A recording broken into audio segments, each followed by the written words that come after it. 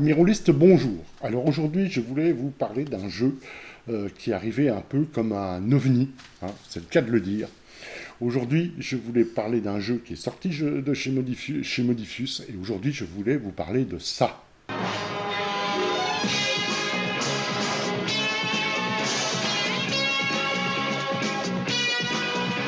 Alors, je ne suis pas là pour vous parler de la série, je suis là pour vous parler du jeu de rôle, donc sorti chez Modiphius, qui s'appelle Space 1999. Bien entendu, nous le connaissons plus sur Cosmos 1999. Et si ça vous dit, ça doit absolument vous dire quelque chose, enfin, pour les plus anciens, car effectivement, cette série date des années 70. Alors, je ne sais pas en quelle année elle a déjà été diffusée, je ne me rappelle plus, mais elle date de 75-77. C'est une série de Jerry Anderson et Sylvie Anderson, et qui nous emmène dans un monde je veux dire, pas Apollo, hein, parce que donc c'est juste après les premières missions sur la Lune. Et là, on va suivre les aventures du capitaine Koenig, du commandant Koenig, en fait, sur la base Alpha, et de ses habitants qui ont été propulsés, en fait, où la Lune, en fait, a été propulsée dans l'espace suite à une explosion de déchets nucléaires. Voilà, donc aujourd'hui, je vais vous parler de Space 1999. Et voilà, donc comme d'habitude, on va commencer par la forme, et puis après, je rentrerai dans les détails. À savoir que c'est un système 2D20, le système 2D20 habituel de chez Modiphius, enfin, surtout celui qui a été fait qui a été pris dans la deuxième version de Star Trek, et encore même en allant un peu plus loin dans la simplification. Voilà. Alors, bienvenue dans un aigle, et bienvenue sur la base Alpha. Alors, avant d'aller plus loin, je vais déjà parler un peu du lore, en fait, du monde dans lequel le jeu et la série nous proposent, en fait, d'évoluer. Donc en fait, à la fin des années 90, l'humanité a créé une base, la base Alpha, située dans un cratère de la Lune. Une base plus ou moins scientifique, on va dire, mais surtout en fait qui s'occupe des déchets nucléaires que l'humanité entrepose enfouis sur la Lune. Et le 13 septembre 1999 arrive une énorme catastrophe, c'est-à-dire que l'ensemble en fait des lieux de stockage le lieu de stockage en fait de ces fameux déchets nucléaires explose. Donc là, catastrophe, la Lune est éjectée de son orbite terrestre, la Lune est même éjectée du système solaire, et tous les épisodes, donc qui vont donner lieu à effectivement des prétextes de scénario pour le jeu, à tous les épisodes, la Lune va croiser un nouveau système stellaire, va croiser de nouvelles planètes. Alors bien entendu, on s'assoit sur les principes physiques, mais à la limite, on s'en fout, ça fait partie de la diégèse du monde. Et là, on va suivre les aventures du commandant Koenig, du docteur Russell et du professeur Bergman. En gros, on a aussi Alan Carter, en gros le chef des pilotes quelque part, Paul Moreau qui est au centre de commandement. Et on est de la SF, en fait, un peu métaphysique, surtout sur la première saison, en fait. Hein, c'est très métaphysique. Par exemple, ils vont traverser un trou noir, ça va donner lieu à se poser la question, en fait, se poser la question de l'humanité, à la limite. Et voilà. Donc, en fait, on a tout cet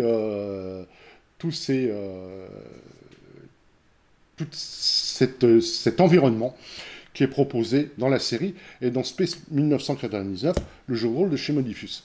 Alors, ceci étant dit, maintenant, qu'est-ce qu'on va faire? Eh ben, je vais déjà vous montrer la forme, enfin, oui, la forme du bouquin, hein, comment il est présenté, etc. Et puis, comme d'habitude, on parlera de ce que l'on joue, du système, etc., etc. On rentrera dans le détail après. Et bien voilà, allons-y dans cette aventure de Space 1999. Alors, sur la forme, donc on se retrouve face à un beau bouquin de 300 pages, avec... Alors on a des dessins qui font un peu informatique, mais que j'aime bien, et surtout énormément de photos de la série, en fait des 2 saisons. La première chose qu'on peut remarquer, c'est l'utilisation de polices de caractère très grosses, hein. C'est écrit gros. Alors peut-être que les auteurs se rappellent en fait de l'âge de les fans de la série, et c'est peut-être pour ça qu'ils écrivent gros. Donc là on est sur une reliure en tout cas cousue, vous voyez, avec des couleurs orange, avec ce lettrage très années 70, hein, qui rappelle énormément la série. Et autrement, c'est sur du 2 colonnes, bah, comme je vous ai dit. Alors on a quand même pas mal de logos comme ça qui apparaissent dans la série, qui sont sympas. Voilà, voilà. Donc vous voyez, au niveau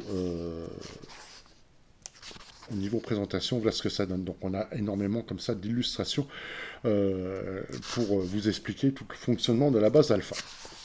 Et vous voyez énormément de photos de la série, comme je vous disais. Alors de la saison 1 et de la saison 2. Autant dire que pour moi, Cosmos 1999, il y a la saison 1. Pour moi, la saison 2, c'était quand même assez mauvais. La première était fantastique, par contre. Voilà ce que je peux vous montrer sur. Alors, on a quand même quelques illustrations magnifiques, hein, l'aigle absolument extraordinaire. On a des plans, on va voir ça en détail après. Voilà, en gros, ce que je peux vous dire sur la forme du bouquin. Hein. Le papier est assez épais, d'ailleurs. C'est vraiment une très bonne qualité de production. Voilà ce que je peux vous dire déjà pour commencer. Alors maintenant, on va rentrer dans le détail. Alors, le premier chapitre, vous voyez, il est dédié à la base lunaire alpha, hein, qui est le centre névralgique, quand même, le centre de la série et du jeu. Hein. C'est là où vos survivants à la catastrophe du 13 septembre 1999 vont vivre. Et c'est là où ils vont vivre leurs aventures. Alors, vous voyez, on commence déjà par la vie en l'année 1999.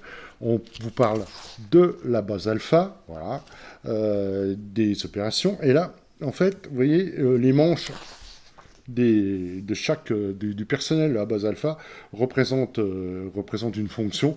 Et donc là, on va vous en parler. Hein. Manche noire, il n'y en a qu'un, c'est le commandant. Après, vous voyez... la manche rouge, c'est la mission principale. Et après, nous avons le service, le vol, enfin les vols, technique, sécurité, médical, la manche blanche. Les visiteurs, il n'y a pas de manche de couleur, etc., etc. Donc, et puis après, donc, on va vous montrer tout ce qui est au niveau de du fonctionnement de la base. Donc avec ses communications, donc les communications avec ces tubes électromagnétiques, hein, les fameux uniformes. Et on va aborder quand même pas mal de choses. On va aborder aussi, vous voyez, la sécurité, les crimes éventuels, comment se distraire, les quartiers personnels, la technologie. Alors, avec l'ordinateur de la base alpha, c'est un énorme truc. Hein. C'est vraiment un énorme truc. C'est ce qu'on pouvait avoir, dans les années 70, hein, qui marquait avec des cartes presque. Enfin, c'est pas des cartes perforées, mais c'est un énorme truc avec plein de boutons un peu abscons et qui vous crache en fait des papiers où vous avez son rapport sur des petites imprimantes thermiques. Donc, mais qui est étonnamment extrêmement puissant puisqu'il est à peu près capable de tout analyser. Donc on vous parle de l'ordinateur, des scans, des armes. Alors là, dans tout ce que je viens de vous montrer, pour l'instant, il y a 0 règle. Hein. Ce n'est uniquement que les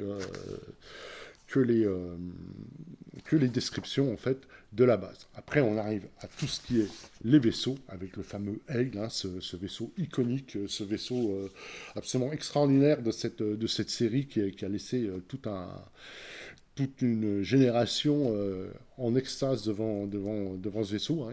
C'était avant Star Wars, et franchement, la réalisation de ce vaisseau est absolument fantastique. Les différents modules que vous pouvez mettre dans les aigles. Donc on parle de tout ça. Les aigles, on parle aux faucons. Alors les faucons, eux, ils apparaissent, je crois, dans la saison 2. Hein. Voilà. Les vaisseaux sondes, ça on le voit dans l'épisode terrifiant en fait du dragon. Voilà, enfin, on vous montre tous les moyens de transport que dispose la base. Et ensuite, vous avez les différents quartiers, en fait, les différentes localisations de la base. À l'intérieur de la base, la mission principale, le centre de commandement, qui sont différents entre la saison 1 et la saison 2, c'est pour ça qu'on en a deux. La section médicale, la section technique, vous voyez, on a quand même beaucoup de choses. Hein, donc ça, au niveau de la description de la base, on est assez gâté. Ici, qu'est-ce qu'on peut voir? Alors, qu'est-ce qu'on voit ici? On voit toute la description de la base, en sachant que, si vous voulez aller plus loin, j'en ai parlé dans une vidéo, je vais le montrer ici, normalement on devrait le voir. Voilà, ça c'est le manuel technique de la base alpha, et dedans, c'est encore plus détaillé. J'ai une vidéo dédiée, je vous invite à la regarder si ça vous intéresse. Hein, c'est encore plus développé que ça. Mais ici, on a déjà énormément de choses pour pouvoir jouer. La fameuse opération Exodus. Et voilà. Et là, on termine déjà avec sur toute la présentation de la base, on a 24, on a 60 pages. Donc, ce qui est quand même pas mal. Ensuite, on passe au personnage. Mais là, on va rentrer dans un autre... je vais vous présenter ça avec le système. Que peut-on jouer au sein de la base alpha? Quel type de personnage vous allez pouvoir incarner? Alors, en fait, vous allez pouvoir incarner tous des personnages à peu près issus de tous les services de la base. Hein. Ici, vous avez tout un résumé en fait sur la création qui est assez simple en fait. Hein. C'est le système, comme je dis, des systèmes 2D20 de chez Modifus, mais leur version la plus récente en fait, qui a été utilisée dans la deuxième version de Star Trek, même encore en allant plus loin, en la simplifiant. Donc on commence par le concept du personnage. Là, on vous propose éventuellement le commandant. Mais alors, pourquoi on vous propose le commandant alors qu'il n'y en a qu'un? Parce que dans les conseils de jeu, on vous explique que vous pouvez le jouer de différentes manières. Ou vous jouez les personnages qui existent déjà dans la série. Hein. Donc vous incarnez Koenig, vous incarnez Russell, vous incarnez Bergman, etc., etc. Ou alors vous effacez complètement les personnages en fait principaux de la série, et c'est vos personnages qui les remplacent, c'est vos personnages qui vont jouer. Donc là, c'est pour ça qu'on vous propose de jouer un commandant. Si vous voulez jouer Koenig, etc., vous avez toutes leurs caractéristiques à la fin du bouquin. Et sinon, en fait, vous pouvez jouer... Moi, c'est peut-être ce que je préfère, j'ai pas trop réfléchi encore, mais sûrement jouer avec tous les personnages principaux de la série qui existent, et puis les personnages des joueurs autour de tout ça. Hein. D'autres personnages en fait qui pourraient être dans la série, mais aux côtés en fait des personnages, des principaux personnages de la base alpha. Donc, on va vous demander de choisir déjà un service. Hein, donc, comme je dis, il y a le commandement, tout ce qui est service et tout ce qui est support, de vol, technique, la sécurité, médecine, éventuellement un visiteur. Et vous avez un petit paragraphe, en fait, pour si je veux jouer un alien, hein, qui apparaissent effectivement dans la série. Alors, mais là, dans ce cas-là, Christopher Lee, d'ailleurs. Mais là, dans ce cas-là, il vous donne des conseils pour les créer. Ensuite, vous avez des talents. Alors, vous allez voir, le système est relativement simple. Vous avez des talents. Les talents, il n'y en a pas 50. Hein. Il y a commandement, vol, médecine, science, sécurité, technique. En gros, c'est tout. Et vous allez avoir une valeur entre 2 et 8. Voilà, hein, vous avez des points à répartir, machin, vous avez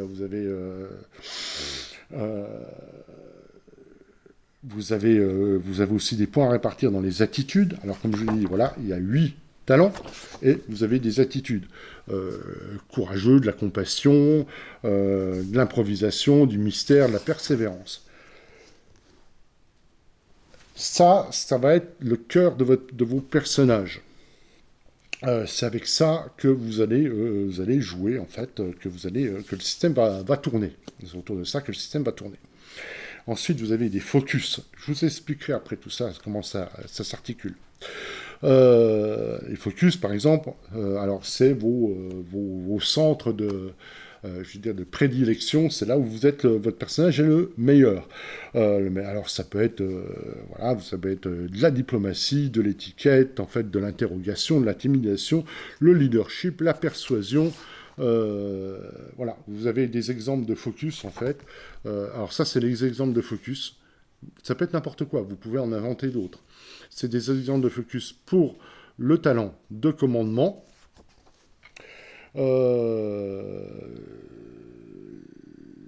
Non, c'est pas pour le talent, excusez-moi, c'est pour votre... c'est pour votre... oui, c'est pas pour le commandement, je suis con, moi. Si, c'est ça. C'est par rapport à vos talents. Donc, vous avez des focus, par exemple, de vol. Par exemple, vous pouvez faire des acrobaties, si vous voulez. Vous avez des focus de médecine, genre de la médecine d'urgence, de la chirurgie. Vous avez des focus pour la science, etc., etc. Pour chaque talent, vous avez toute une liste de focus qui sont que des, comment dire, des propositions. Vous pouvez en rajouter d'autres.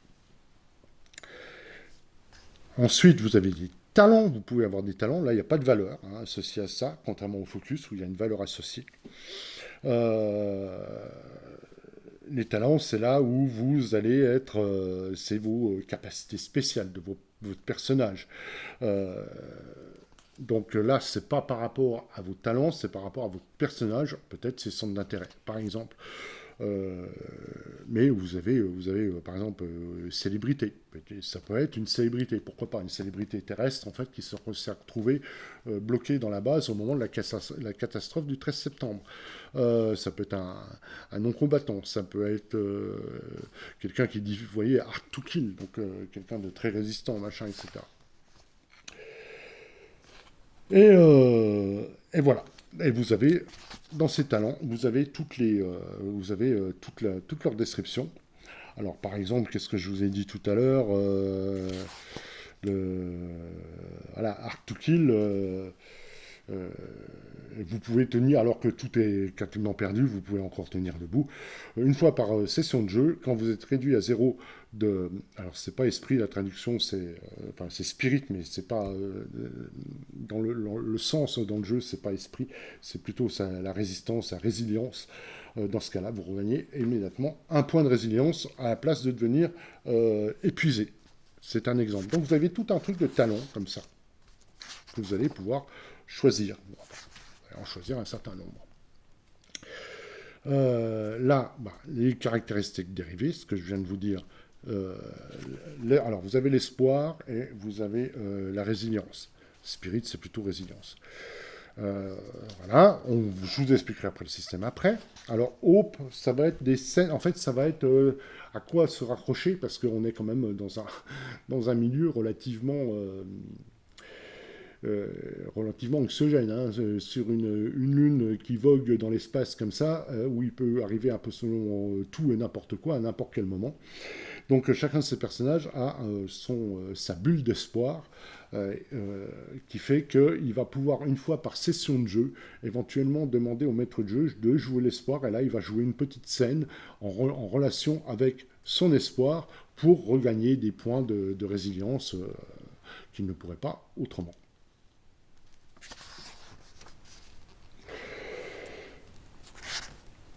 Ensuite, vous avez des traits. Alors ça, c'est vraiment le trait de votre personnage. Il peut être aventureux, il peut être agréable, il peut être arrogant, etc., etc. Et des traits professionnels, éventuellement, botaniste, biologiste, docteur, électricien, etc. Donc tout ça, c'est vraiment du libre. Vous faites comme vous voulez.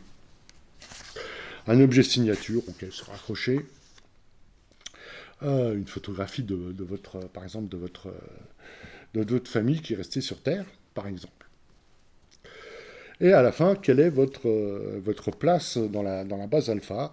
Donc, si vous avez parlé de la mission principale, la main mission, voilà, commandant de vol, commandant des armes, dans les services support, les stocks, les supplies, il faut que toute la base fonctionne. Donc là, vous pouvez être assigné à ce genre de travail. Donc vous avez toute une liste aussi, qui correspondent bien à l'esprit de la série et des différents personnages que vous pouvez y trouver. Après, quelques détails personnels, ça va être pour donner du corps un peu à votre personnage. Et en gros, on arrive au bout. Là, par exemple, on a l'exemple d'une feuille de personnage, je reviendrai dessus pour le système. Vous avez toute une partie comme dans Star Trek, dans la deuxième version de Star Trek, si vous pouvez créer votre personnage en cours de partie, c'est-à-dire que vous allez lui assigner quelques points, et ensuite, pendant la partie, vous allez dire, tiens, il sait faire ci, il sait faire ça, vous allez mettre les points petit à petit dedans, à la première partie, si vous ne voulez pas, si vous n'avez pas l'idée de quoi vous allez jouer d'entrée de jeu. Donc moi j'aime bien, hein, la creation in play, je l'avais déjà vu dans Star Trek, et je trouve que c'est bien foutu. Et puis voilà, là vous avez des points d'expérience, des points de promotion, comment on dépense les points de promotion, etc.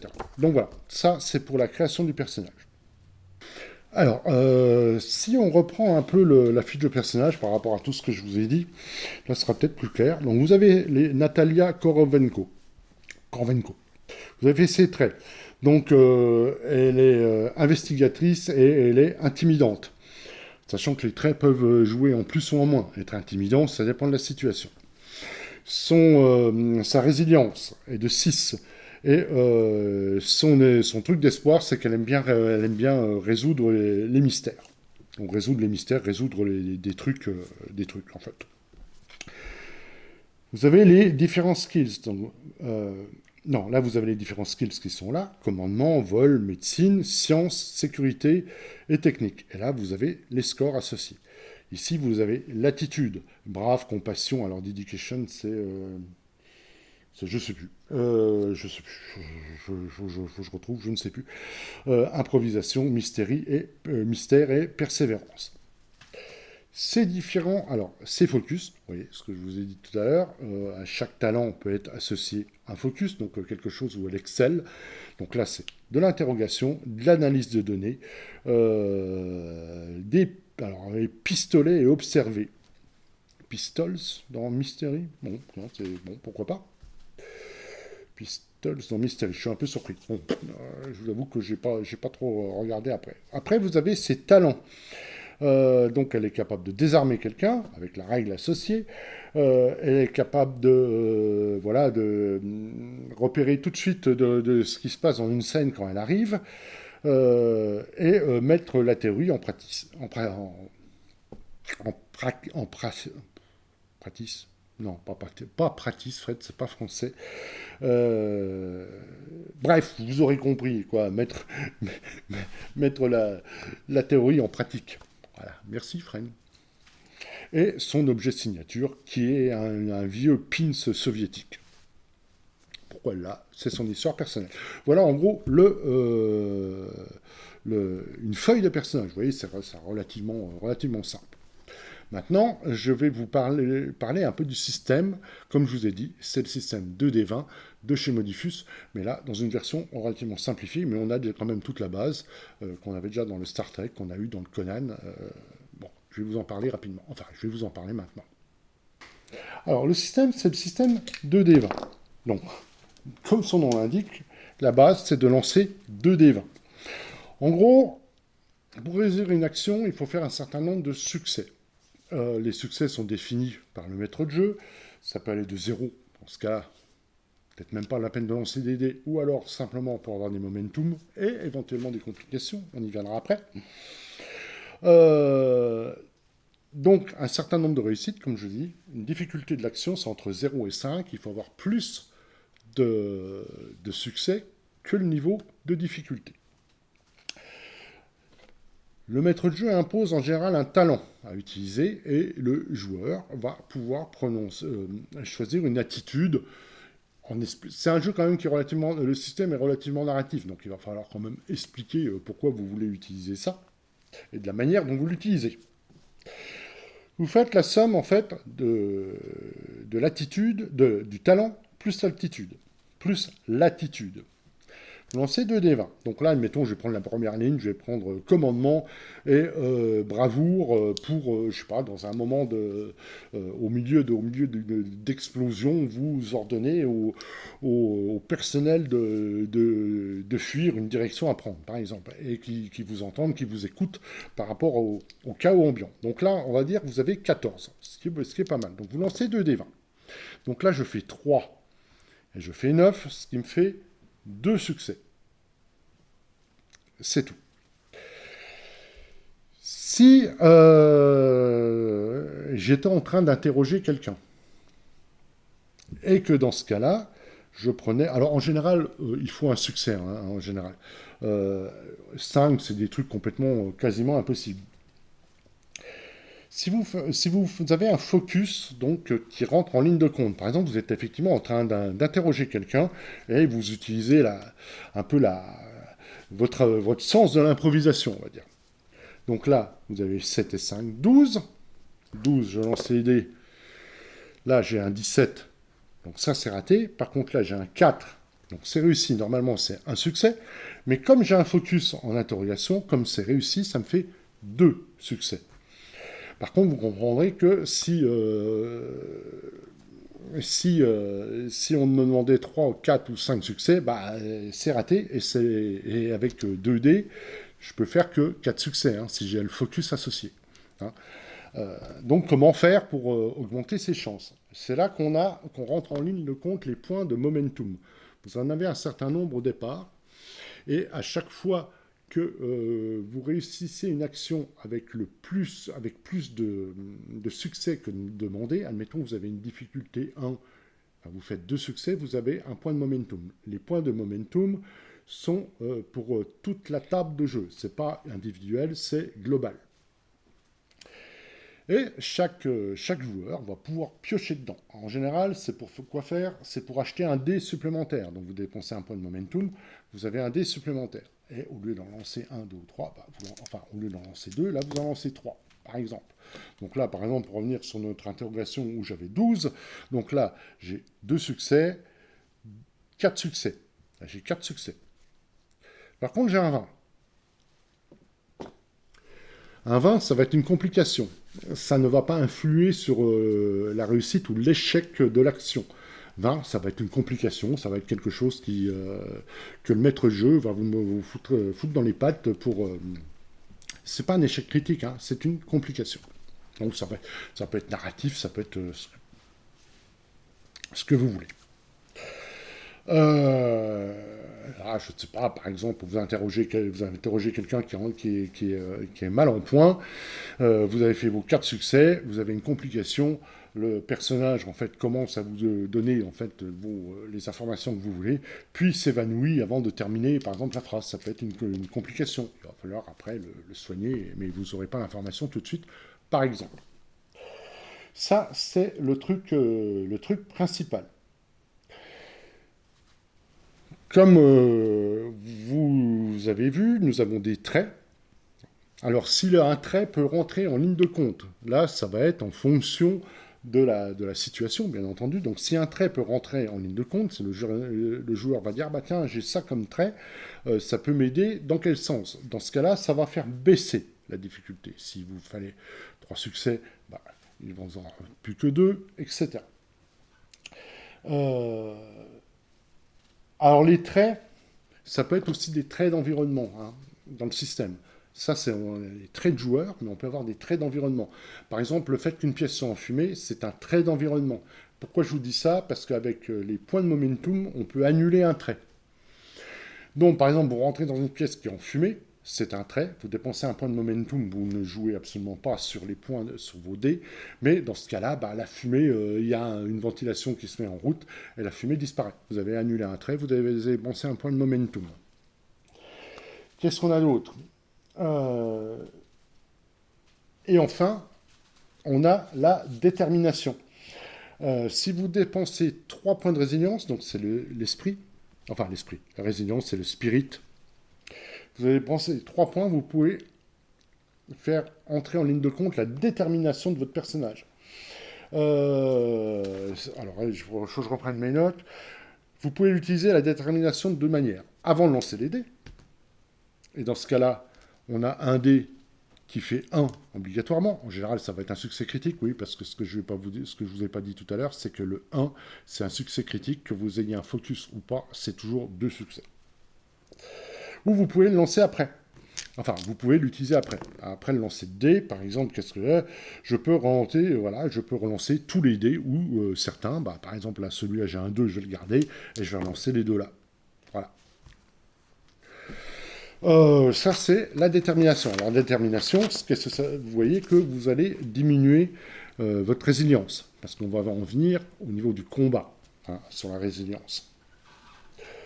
Voilà ce que, en gros, c'est tout, hein, sur le. En gros, c'est tout sur le système, hein. C'est relativement simple. Quand vous avez des règles de conflit, donc c'est en opposition avec quelqu'un d'autre, il faut faire plus de succès que l'autre, par exemple. Donc tout ça, on va vous dire quand utiliser les talents et quand utiliser quand utiliser effectivement les attitudes, comment mixer tout ça. On va vous expliquer tout ça en fait là. On va vous expliquer les niveaux de difficulté. Je vous ai passé du momentum, je vous ai passé de l'esprit de la résilience, je ne vous ai pas parlé de la menace. Qu'est-ce que c'est la menace? La menace, c'est l'équivalent du momentum pour le maître de jeu. En sachant que si vous n'avez pas de momentum à dépenser pour un jet de dés, vous pouvez donner un point de menace au maître de jeu, et dans ce cas-là, ça correspond à un point de momentum pour vous. Voilà. Vous achetez un point de momentum par un point de menace. On vous explique les difficultés. Donc vous voyez, une difficulté moyenne, c'est 1. En général, il faut un succès, mais ça peut être jusqu'à épique. Avec une difficulté 5, là, ça va être plus que compliqué. Et ce que j'aime bien dans le jeu, c'est qu'à chaque fois, on vous résume en fait la manière pour résoudre une action. Vous voyez, sur une page, ça c'est bien fait. C'est vraiment bien fait. Comment rentrer en compte les traits, les complications, et si vous avez des outils, hein, si vous avez des outils pour résoudre pour faire une action, pour résoudre un problème, ben dans ce cas-là, ça va diminuer la difficulté. Voilà, le momentum, on vous explique tout ça, c'est ce que je vous ai expliqué. Comment utiliser les momentum, les menaces, c'est ce que je vous ai expliqué. Comment dépenser les menaces, c'est très didactique, en fait, ça marche vraiment très bien à ce niveau-là, il n'y a aucun souci. Alors là, on va venir effectivement à tout ce qui est résilience, force mentale, etc. Alors, avant de vous parler du combat, je vais vous parler ce qu'on appelle le spirit. Donc, comme je dis, c'est la résilience, ça peut être sa résistance physique, ça peut être la résistance mentale, ça peut être la volonté de continuer, etc. C'est un tout. Donc là, vous avez en tout 6, 7 points. Voilà. En gros, grosso modo, c'est moins de 10. Quoi. Comme je vous ai dit tout à l'heure, vous pouvez dépenser 3 points pour faire jouer la détermination de votre personnage. Mais ça va l'affaiblir, forcément. Comment rentre en jeu cette fameuse résilience? Ça peut vous éviter une blessure. Par exemple, sur une forme de complication, dans une scène, je ne sais pas, votre personnage se brise la jambe. Il va pouvoir dépenser un point d'esprit pour redire, bah, en fait, ça ne m'affectera pas avant la fin de la scène. Donc il va prendre sur lui, vous voyez, il va continuer sur une patte ou avec une attelle ou ce que vous voulez. Bien sûr, à la fin, par contre, à la fin de la scène, il va retrouver son état avec cette jambe brisée. Mais ça va l'aider à continuer, vous voyez, éviter une blessure. Aider un ami, vous pouvez dépenser des points de spirit pour aider quelqu'un. Vous pouvez résister à une défaite. Défaite, on viendra tout à l'heure ce que c'est une défaite. C'est dans le combat. Résister à l'environnement. Hein, est-ce qu'on vous donne un exemple? Je crois que oui. Par exemple, le froid extrême, la chaleur, etc. Alors que vous auriez pu tomber presque mort gelé, en tout cas inconscient, vous dépensez un point de résilience et en fait vous prenez sur vous et vous arrivez à vous relever et vous continuez. C'était des exemples de dépenses, d'utilisation de ça. Donc vous voyez, on vous parle de la détermination, ce que je vous ai expliqué tout à l'heure. Comment on récupère cette résilience? En reprenant son souffle, en prenant un break, donc en se reposant, voilà, en dormant, etc. Ou par les scènes d'espoir. Ou à la fin d'une aventure. Voilà. Donc les scènes d'espoir, on vous explique, ça va être assez court, et vous allez, votre personnage va se consacrer à un travail qui lui tient à cœur pour regagner un peu sa force mentale, pour qu'il oublie un peu tout ce qui vient de se passer, des horreurs éventuellement, ou tout ce qu'il a pu traverser. Vous avez des exemples de scènes d'espoir qui sont ici. Voilà. On arrive au combat. Vous allez voir, le combat, c'est extrêmement simple. Ça peut ne pas plaire à tout le monde. Autant vous le dire tout de suite. Le combat marche d'une manière très simple. C'est-à-dire, alors, l'initiative, en gros, vous dites, on décide, je crois que les joueurs décident quel camp commence, si c'est le camp du MJ, si c'est le camp des joueurs. Enfin, le camp. Le côté MJ ou le côté joueur. Dans ce cas-là, un personnage du côté qui a l'initiative va jouer. Puis un personnage de l'autre, donc ça peut être un côté du joueur, puis après un côté du MJ, et on va intervertir comme ça. On va pas intervertir, on va passer de l'un à l'autre comme ça pendant toute la durée de la scène. Le combat est très simple. Vous allez dire, alors, par exemple sur les combats à distance, vous allez dire ce que vous voulez faire. Ce que vous voulez faire, donc comme d'habitude, vous allez lancer votre talent, vous allez choisir un talent et une attitude, et ça va être une difficulté, genre pour toucher quelqu'un ou pas, pour toucher quelqu'un, par exemple, sur un tir à distance. Le maître de jeu va donner une difficulté en fonction de la cible qui bouge, la cible qui est planquée, etc.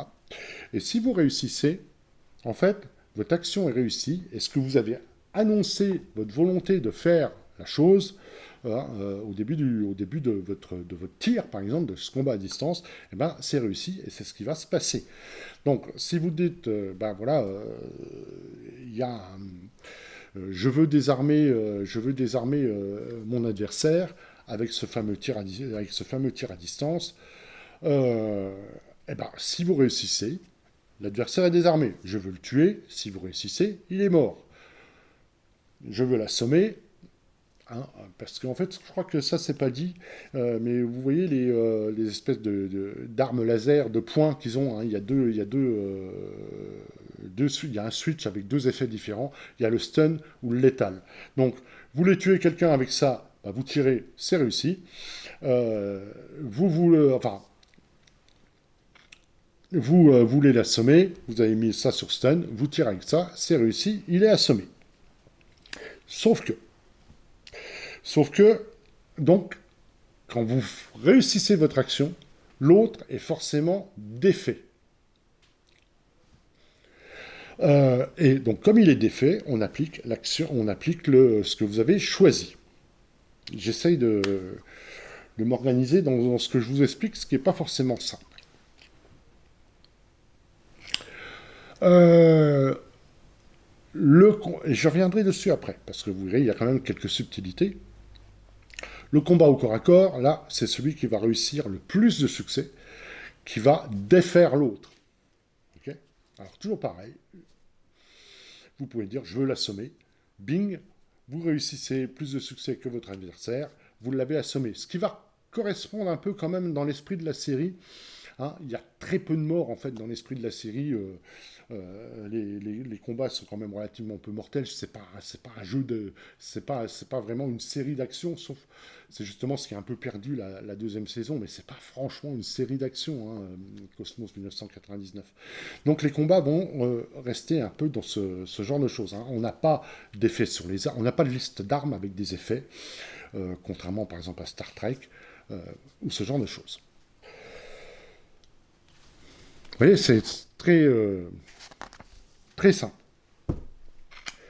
Mais, si vous voulez éviter d'être défait, vous pouvez dépenser un point de résilience, ce fameux point de spirit, ce fameux point de volonté. Donc, ça veut dire que si quelqu'un vous dit « je te tire dessus, si je réussis, t'es mort », vous dépensez un point d'esprit.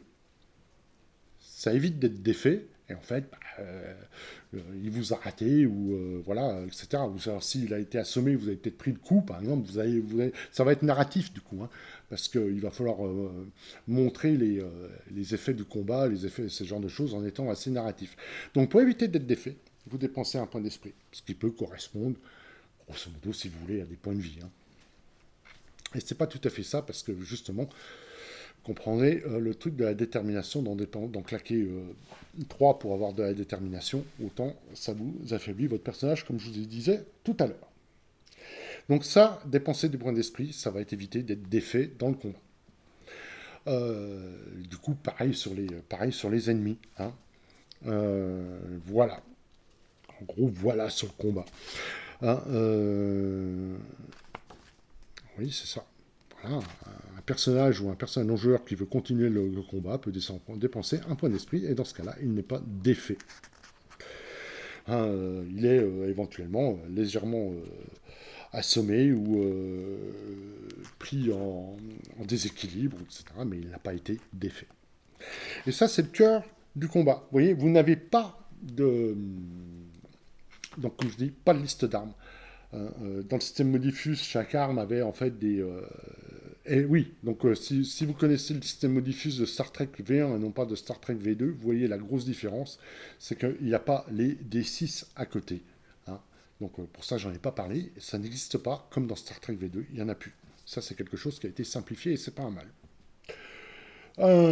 Et donc, on n'a pas de liste d'armes avec des effets particuliers. Hein, les effets, c'est ceux que vous choisissez. Et vous touchez quelqu'un une fois, il est défait. Point. Donc en général, les PNJ vont être HS dès la première touche, sauf si c'est un personnage non-joueur important dans ce cas-là. Il va avoir des points d'esprit pour continuer, des points de résilience pour continuer le combat, pour être résistant et pour que ça soit au niveau de la narration intéressant. Voilà, donc là vous avez comment utiliser les environnements. Ok. Voilà ce que je vous ai dit. Donc narrer le combat et les conflits, ça c'est très important pour donner un peu de cinématique au jeu. On va arriver aux combats spatiaux, vous allez voir, c'est pas plus compliqué. Alors, pour ceux qui connaissent la série, on a souvent des... D'ailleurs, je sais pas combien d'aigles ils perdent dans la saison. Je pense qu'il doit y avoir le calcul qui devait être fait quelque part, mais ils en perdent un paquet avec des combats. Il y a aussi de temps en temps des combats spatiaux, ce genre de choses. Donc là, le système, ça va être relativement simple également. C'est-à-dire, c'est pareil, vous allez avoir un jet de vol, de flight, donc vol plus une attitude. Vous allez lancer 2 dés. Si vous réussissez, vous touchez l'adversaire. Par contre, là, il n'est pas défait immédiatement. Hein. Je reviendrai à ça. Il a des... voilà, sur tous les dégâts, vous allez lancer un dé 20 et vous allez voir ce que vous avez touché. Ça peut être le support de vie, hein, genre l'air s'échappe, les contrôles de vol, le système de l'ordinateur, les thrusters, la puissance, les armes, etc. etc. Vous pouvez également mettre des points de résistance, des points de résilience à votre vaisseau pour pouvoir ignorer, par exemple, les dégâts d'un tir. Donc, on est dans le même principe. Pour les actions et manœuvres, ça c'est de règles optionnelles, parce que sinon il n'y en a pas. Hein, la règle est très simple, vous allez dire, ça va être narratif, vous mettez dans le cul de l'adversaire, ou vous manœuvrez, vous allez montrer ça d'une manière cinématique, mais éventuellement, il y a des règles optionnelles pour utiliser des manœuvres et des actions. Par exemple, manœuvre d'évasion, c'est une difficulté 2. Vous augmentez la difficulté de 2 pour être touché, mais vous augmentez aussi votre difficulté de 1 pour toucher l'adversaire, par exemple. Ça, vous voyez, vous avez différentes manœuvres comme ça éventuelles. C'est pareil. Space 1999 n'est pas un jeu comme de Star Trek avec énormément de vaisseaux, de combat. Hein. Les seuls qui combattent, en général, ce sont les aigles. Et les aigles, ce sont des vaisseaux, je ne vais pas dire individuels, mais on n'en est pas loin. Hein. C'est des vaisseaux de transport, à la base. Hein. On n'est pas dans l'Enterprise de Star Trek. Par contre, mais même si vous voulez utiliser, en fait, on vous dit, vous pouvez utiliser les règles de Star Trek pour faire vos combats. Et là, j'ai un peu de mal avec ce truc parce qu'il ne donne aucun exemple. C'est simplement ce petit truc qui vous dit utilisez les règles de Star Trek et démerdez-vous. C'est un peu light, je trouve. C'est un peu gonflé d'ailleurs. Bon. Ça, c'est un petit point négatif. Je vous explique quand je vous donnerai à la fin. Voilà, donc on va vous parler de comment faire les réparations et comment mener les combats de vaisseaux. C'est pareil, il faut de la tension dramatique, il faut faut ce genre de choses.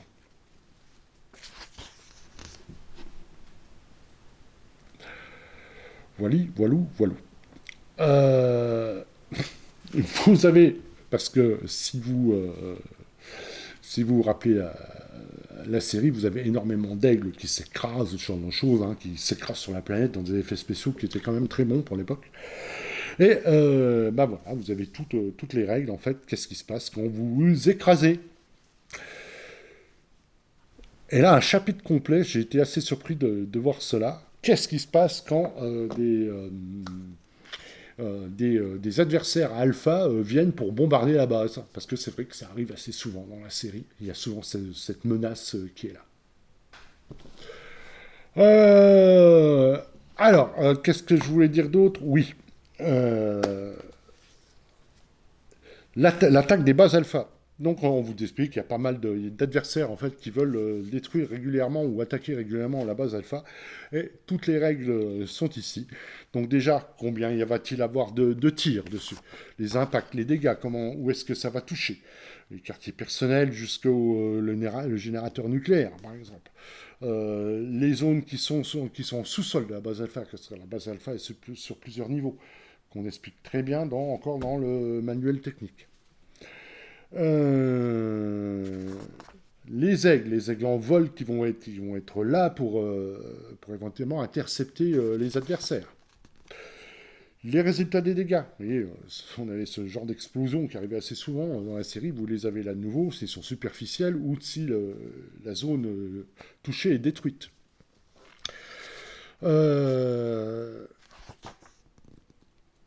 Les effets sur les différentes sections, sur les laboratoires, sur les pads de lancement des aigles, sur les zones de détente, sur le générateur nucléaire. Tout ça, c'est expliqué.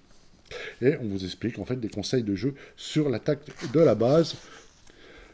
Et ça, c'est plutôt bien fait. Donc il y a tout ce système pour gérer, en fait, parce qu'on veut coller, effectivement, à la série. Et moi, ça, j'aime bien, parce que c'est ce que j'attends de ce jeu. En fait, j'en attends pas plus. J'attends de jouer Cosmos 1999. Et en fait, on a quand même les règles en adéquation avec le monde.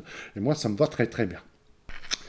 Là, nous avons tout un chapitre, en fait, comment jouer à Space 1999, Cosmos 1999, et c'est un chapitre que, mine de rien, en général, les conseils comment jouer à notre jeu, c'est dans les jeux de rôle, c'est assez atterrant.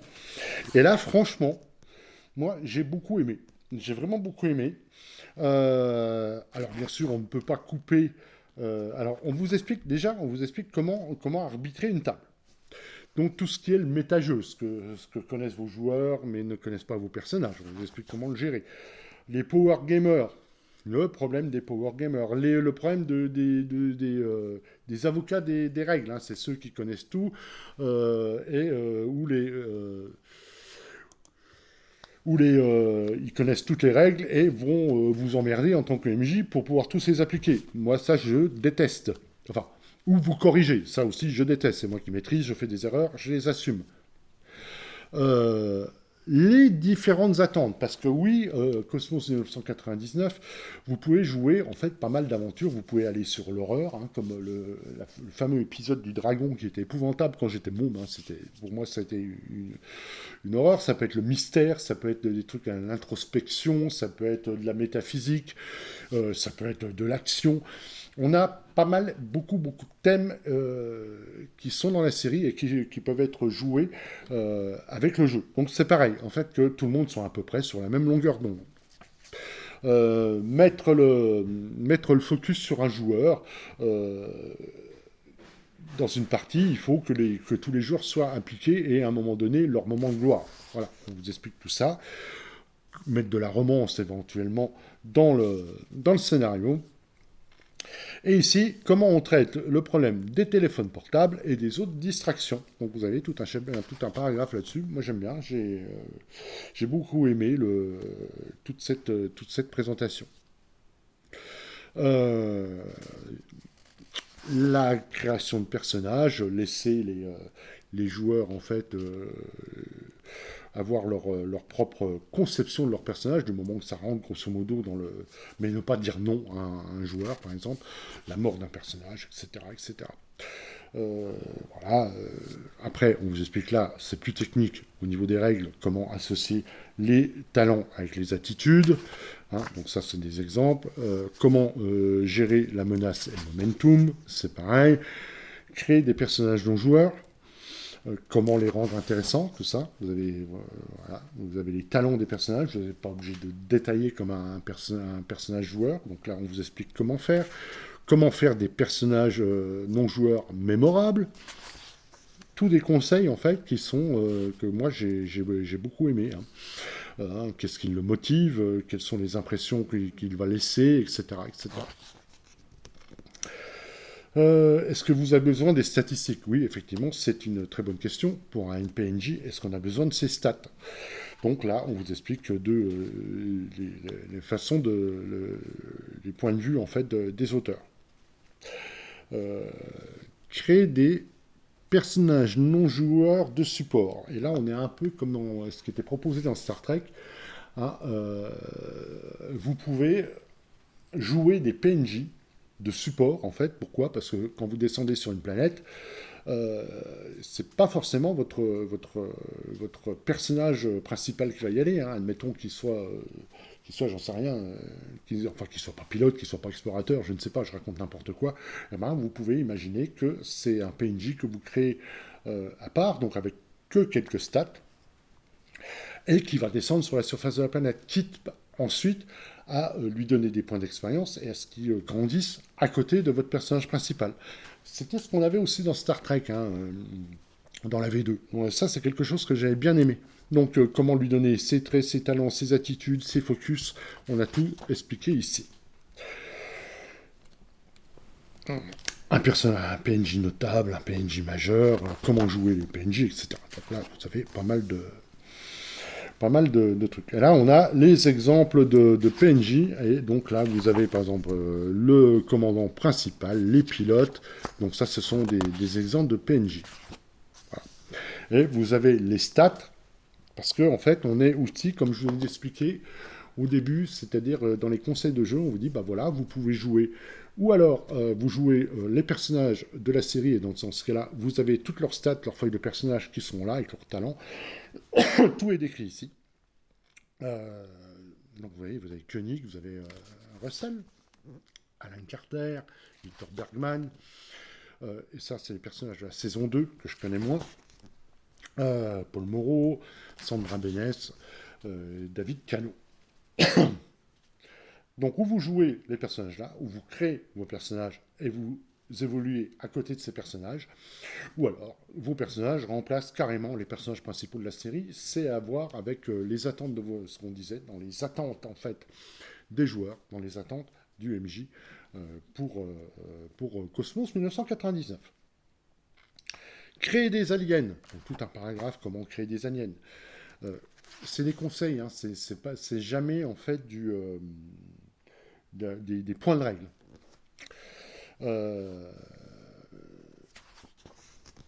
Et des exemples d'aliens en PNJ, des monstres.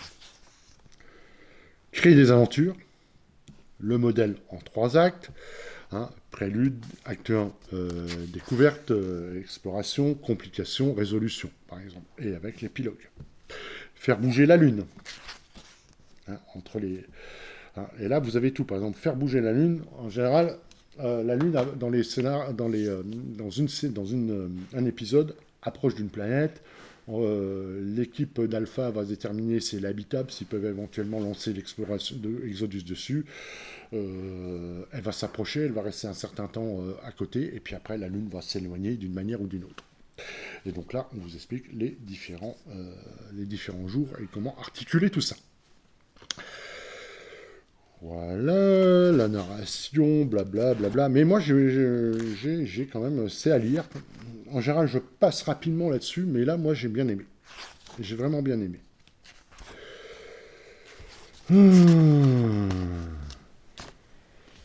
Les techniques avancées, les flashbacks, les rêves, les personnages multiples, c'est ce que je vous disais tout à l'heure. comment mettre en place une campagne, mener tout ce qui est la base, et voilà. Donc là, on vous explique The Final Frontier, hein, par rapport à Star Trek. Là, on vous explique que en fait, le système de marche avec les règles de Modiphius, le système de D20, que c'est la même, le plus proche que c'est Star Trek Adventure, la V2, et que vous pouvez imaginer prendre des scénarios de Star Trek et les jouer avec Space 99, ou inversement. C'est un peu une pub. Et à la fin, on a un scénario.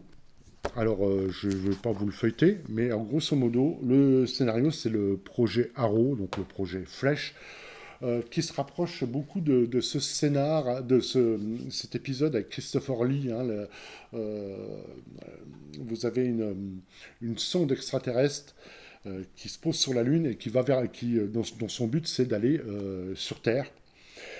Il y a une place de disponible, parce que, je vous le passe, il y a un extraterrestre qui meurt, machin, etc. Donc il y a une place de disponible, et on va faire un tirage au sort, machin, etc. Et donc là, c'est à peu près, c'est à peu près sur ce principe, c'est-à-dire qu'on trouve un moyen pour envoyer un aigle de retour sur Terre quelques jours après la fameuse explosion qui a libéré la Lune de son orbite. Je ne vais pas rentrer dans le détail, mais en gros, c'est ça. Et un index final, d'ailleurs, le truc original c'est qu'il se trouve sur la page de la 4e de couverture du bouquin. Et voilà, j'ai à peu près terminé ma présentation de Space 99, et je vais passer à ma conclusion de ce jeu. Alors, mon bilan sur Space 1999. Alors déjà, c'est un jeu qui est arrivé comme un peu une surprise pour moi, et je suis vraiment un gros fan de la série. C'est ce qui m'a fait découvrir la SF quand j'étais môme. Ça passait les samedis après-midi. Et très honnêtement, moi, j'adore cette série. Il faut savoir que Cosmos 1999 est arrivé avant Star Wars, en fait. Hein, série anglaise, etc. Il n'y a eu que 2 saisons, et très honnêtement, la première est vraiment extraordinaire, la deuxième est tout juste potable, et encore, je suis gentil. Donc, à qui s'adresse Cosmos 1999? Alors, à qui s'adresse Cosmos 1999? Alors, on va dire, je dirais en priorité aux fans de la série, c'est clair. D'ailleurs, en fait, on joue beaucoup sur ces visuels, sur ces codes, hein, bien entendu. Au niveau règles, ce n'est pas complexe. Du coup, ça permet effectivement des fans qui ne connaissent pas le jeu de rôle, pourquoi pas maîtriser et rentrer dans le monde du jeu de rôle à travers ce jeu. C'est adressé aussi, alors si on veut rejouer dans l'esprit de la première saison, ça va être de la SF un peu mystique, un peu métaphysique. Il ne va pas falloir chercher, c'est pas un jeu de hard science, hein, on est bien d'accord. Dans la série, on est toujours très loin des règles physiques, hein. On s'en fout un peu, on s'assoit dessus régulièrement. D'ailleurs, c'est un peu tout le principe, hein. La Lune va je ne sais pas combien de fois la vitesse de la lumière, traverse des trous noirs, etc., etc. C'est toute cette partie mystère, cette partie un peu science rétro, un peu SF rétro, que j'adore là-dedans. Au niveau des règles, donc la base, c'est la base de D20 de Modiphius, leur dernière version de leur système, qui marche très très bien, en sachant que là, elle est réduite à son minimum. C'est-à-dire, tout ce qui est armes, tout ça, etc., on s'en fout. En fait, on s'en fout, il n'y a pas de liste d'armes, il n'y a pas d'effet d'armes. On est au sein d'un truc un peu minimaliste là-dessus, et de quelque chose qui est je vous montre ça, parce que je vous en parlerai à la fin de ma conclusion, quelque chose qui est absolument, presque accessoire, hein. Tout ce qui est la partie conflit est réduite à son minimum. Pourquoi? Parce que c'est pas le focus en fait du jeu. On n'est pas dans un jeu d'action a priori, donc il n'y a pas besoin de trop le détailler. J'ai beaucoup aimé toute la partie conseil, comment mener une partie de ce jeu. En fait, comment coller à la série originelle. Et ça, c'est superment bien fait. C'est donc ce que je disais, c'est qu'effectivement, on est très fidèle à la série, et ça j'aime bien l'ambiance, j'aime bien les propositions de jeu. Euh, on aurait pu aller un peu plus loin dans les systèmes de combat, dans les systèmes de combat spatiaux, par exemple, mais bon, je pense que ça doit suffire amplement pour ce qu'on veut jouer, pour ce qu'on veut montrer. Et ça, c'est important. La description de la base alpha est très très bien faite, bien qu'elle ne soit pas aussi complète que ça. Et ça, franchement, alors ça, ce n'est pas chez Modiphius. Le bouquin de technique, c'est chez Jerry Anderson. Ouais, c'est là où je l'ai acheté en tout cas. Il est toujours disponible. Et pour ceux qui veulent jouer à Space 1999, si vous voulez approfondir, il vous faut cela. Il n'y a aucune règle en fait dans ce bouquin-là. Ce n'est que du lore quelque part. Donc moi, j'ai beaucoup aimé. Voilà, c'est tout ce que je pourrais dire. Moi, j'ai vraiment adoré, mais bon, je suis un fan de la série aussi. Donc voilà. Bon, au temps lunaire, il est 13h20, il va falloir que je vous laisse.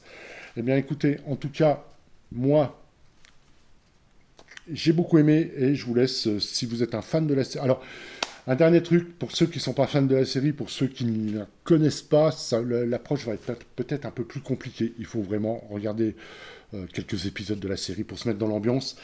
Ils sont disponibles gratos sur YouTube, d'ailleurs, vous pouvez les retrouver. Hein. Si vous cherchez Cosmos 1999 saison 1 en français, vous les avez tous. Eh ben voilà, est-ce que je recommande le jeu? Oui, absolument. Et d'ailleurs, est-ce que je vais le faire jouer celui-là?